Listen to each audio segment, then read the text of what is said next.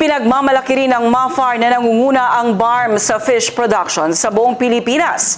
Dahil dito, mas mataas din ang potensyal na kita ng mga mangingisda. Kabilang sa mga tinututukan ang subsidized inputs para sa seaweeds, isang produktong may mataas na demand maging sa international market. Isinagawa ito sa pamamagitan ng mga kooperatiba kung saan may mga matagumpay na halimbawa lalo na sa Basilan. Kasabay nito, pinaigting din ang enforcement sa karagatan upang labanan ang illegal fishing, isa sa mga dahilan ng pagbaba ng produksyon ng isda. So kailangan payuntigin ng kwan doon kasi meron tayong kwan yan, meron tayong enforcer, karagatan, meron tayong enforcer. Kasi isang kwan din yan, isang dahilan kung bakit mababa yung kwan natin sa isda, production sa isda. So in fact, pagmalaki natin ng kwan, itong fisheries ay number 1 sa entire bansa ng Pilipinas ang production sa BARM, galing sa BARM.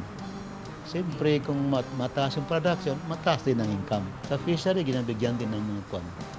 Mayroong subsidized na inputs.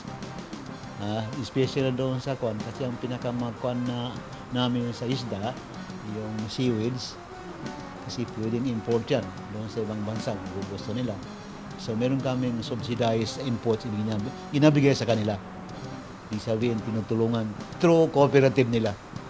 Yes, in fact, merong very successful na cooperative doon sa Basilan. Very, very successful. Yes.